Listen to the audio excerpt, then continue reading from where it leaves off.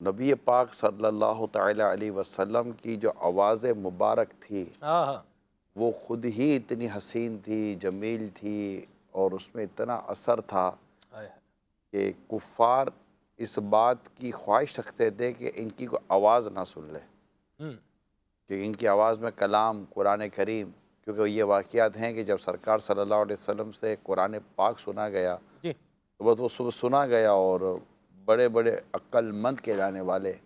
جن کی کفار مکہ عقل کی مثالیں دیتے تھے، جی ان کی عقلیں بھی دنگ رہ گئیں کہ یہ کلام نہ کبھی سنا نہ کبھی معلوم ہوا۔ جی اور وہ نبی پاک صلی اللہ علیہ وسلم کی ایک تو آواز مبارکہ کے دیوانے، ہاں ہاں پھر اس آواز مبارکہ سے نکلنے والے کلام کی جو ہاں ہاں ہاں۔ کیفیت و مٹھاس ہوتی تھی، واہ واہ واہ واہ واہ، اور جو وارفتگی ہوتی تھی سبحان اللہ۔ کہ ایسا کلام تھا ہی نہیں، کیونکہ وہ جب رسول پاک صلی اللہ علیہ وسلم قرآن کریم کی تلاوت فرماتے تو یہ کلام کسی مخلوق کا نہیں ہو سکتا، یہ بات تو کئی روایتوں میں لکھی ہوئی موجود ہے۔ ہیں، ہاں جی تو ایک تو یہ بات بڑی بنیادی تھی، جی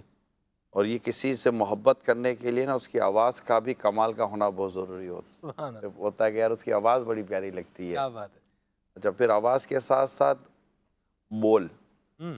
جو اور کہہ رہا ہے۔ جو کہہ رہا ہے، تو نبی پاک صلی اللہ علیہ وسلم کی جو گفتگو پاک تھی، اس میں جو لفظوں کا جو آپ کا انتخاب فرماتے، لفظ خود آتے تھے بارگاہ رسالت ہے کہ میں نبی پاک کی زبان پر آنے کی سعادت حاصل کر لوں۔ میں قربان جاؤں، واہ تو وہ جو لفظوں کا جو ایک معاملہ تھا، پھر جوامع الکلیم جس کو کہا گیا جی کہ نبی پاک صلی اللہ تعالیٰ علیہ وسلم جوامع الکلیم تھے، کہ کم لفظوں میں وہ کلام فرماتے تھے جس میں معنی بڑے گہرے اور بڑے طویل معنی لیے جا سکتے ہیں، پھر اس پر بڑے بڑے کلام کیے جا سکتے ہیں، جوامع الکلیم۔ پھر ایک اور خوبی جو آپ صلی اللہ علیہ وسلم صلی کے اللہ، کلام کے تعلق سے کتابوں میں لکھی گئی ہے، جی وہ نبی پاک صلی اللہ علیہ وسلم کا کلام اتنا تو خوبصورت اور اتنا واضح ہوتا تھا کہ سننے والا گویا کہ لفظوں کو گن لے۔ میں قربان جاؤں، واہ اور اچھا، ایک تو یہ خوبی تو تھی کہ ایسا اس طرح کلام فرمانا، اور دوسرا یہ کہ جو خاص بات ہوتی اسے 3 بار دہرانا، یہ بھی آپ کے کلام کا ایک کمال تھا جی کہ یہ کرنا، جو نارملی ہمارے یہاں ایسا ہوتا نہیں ہے، کیونکہ آقا صلی اللہ علیہ وسلم یہ ہدایت دینے کے لیے تشریف لائے، تو آپ کی بات کو صحیح طور پر سن لیا جائے،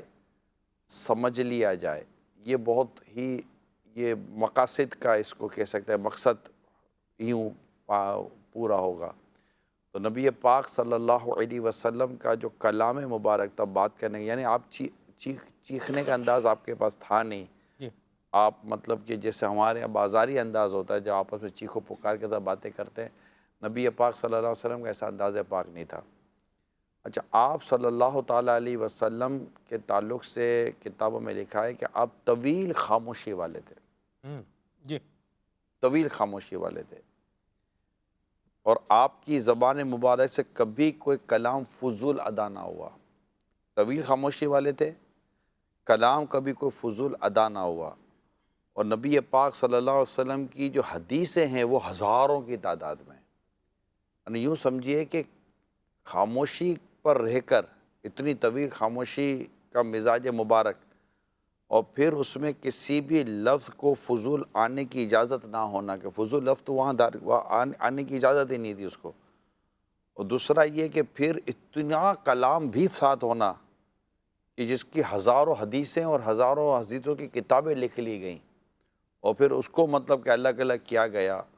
اور زندگی بھر کے موضوعات کو نبی پاک صلی اللہ علیہ وسلم کے ان ارشادات سے ان موضوعات کو نکال کر اپنے لیے روشنی نکالی جا سکتی ہے۔ جی تو یہ جو چیزیں ہیں نا، یہ بڑا ایک خوبصورت انداز ہے نبی پاک صلی اللہ علیہ وسلم کے کلام گفتگو فرمانے کا، کا۔ پھر بیان کے دوران جب واعظ فرمانا ہوتا تھا، اس وقت کی کیفیت، جی صحابہ کرام کے درمیان بیٹھنا، اس وقت کے کلام کی کیفیت، سبحان اللہ،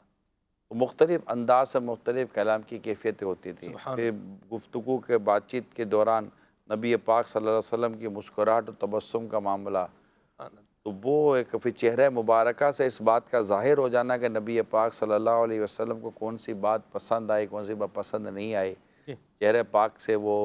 باتیں ظاہر ہو جاتی تھی، صحابہ کرام اس کو سمجھ لیا کرتے تھے۔ تو یوں نبی پاک صلی اللہ علیہ وسلم کی جو گفتگو تھی، اور پھر ان تمام تر چیزوں کے ساتھ اب آقا صلی اللہ تعالیٰ علیہ وسلم کا گفتگو کے تعلق سے، بات چیت کے تعلق سے امت کی رہنمائی کرنا، سبحان اللہ، اپنے غلاموں کی رہنمائی کرنا، من سماتا نجا، جو چپ رہا اس سے نجات پائے، سبحان اللہ، جو اللہ و قیامت کے دن پر ایمان رکھتے اسے چاہیے کہ اچھی بات کرے ورنہ چپ رہے، خاموش رہے۔ ایسا ہی،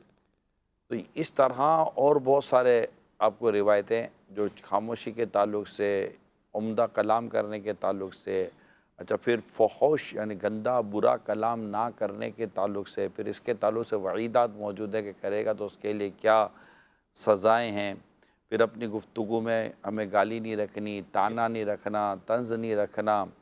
جھوٹ نہیں رکھنا، اس طرح کی پھر وہ الگ الگ موضوعات پر الگ الگ روایتیں ہمیں ملتی ہیں جی کہ نبی پاک صلی اللہ علیہ وسلم نے جس طرح فرمایا ہے کہ اپنے غلاموں کو، اپنی امت کو، کہ آپ نے بات ایسی کرنی ہے، یعنی مطلب سب لوگوں سے آپ کے ارشادات موجود ہیں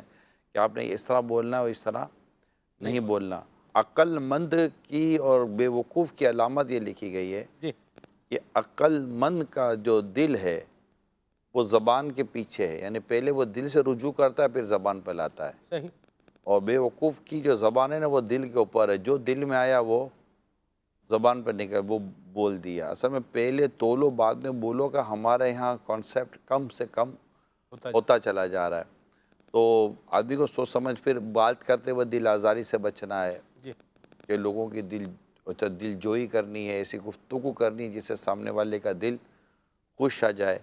تو یہ ساری چیزیں جو شریعت مطہرہ اور مختلف احکام، مختلف اقوال اور حدیثوں سے ہمیں جو چیزیں مل رہی ہوتی ہیں،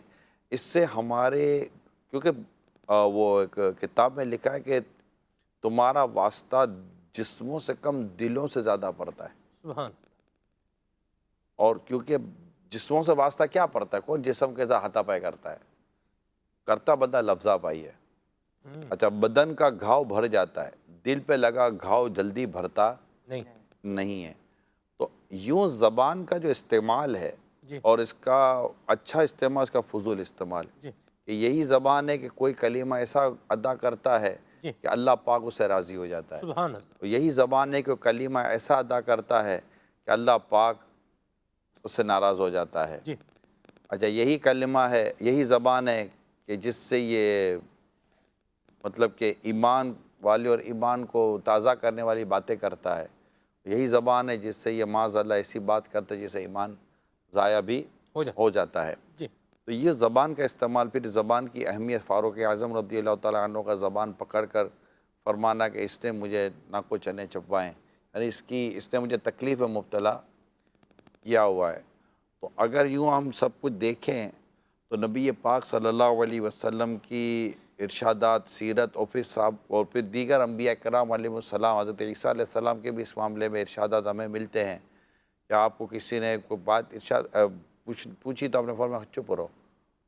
بات نہ کرو، بھائی یہ تو نہیں ہو سکتا، پھر فرمایا کہ اچھا بولو، یا چپ رہو۔ تو یوں ہمارے گھروں کے زیادہ تر جو ہمارے جو جھگڑے ہیں نا، فساد ہیں، جی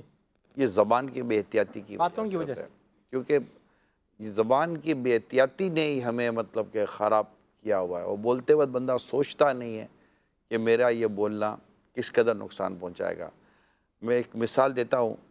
کہ آپ فروٹ خریدنے تو جاتے ہوں گے، جو بھی گئے ہوں گے،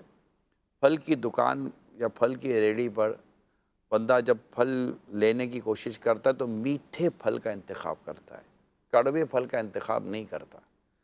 میٹھا ہے۔ جس طرح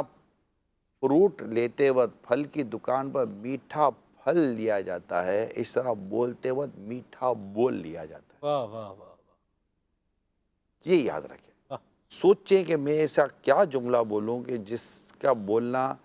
مجھے میرے رب کو راضی کرنے والا جملہ ہو اور وہ شریعت کو پسند ہو۔ ہم بولتے ہیں اسپیشلی جب غصہ آتا ہے نا، اور اس وقت جب ہم بولتے ہیں نا اللہ کی پناہ، پھر تو نہ ترتیب ہے، نہ عقل ہوتی ہے، نہ سمجھ ہوتی ہے، پھر تو جو بندہ کر رہا ہوتا ہے وہ کر رہا ہوتا ہے، پھر گھر بھی اسی طرح بندہ پھر توڑ رہا ہوتا ہے۔ میں آپ سے یہ درخواست کروں گا، سوچے پھر بولیں، یعنی جس کو کہتے ہیں پہلے تولو بعد میں بولو۔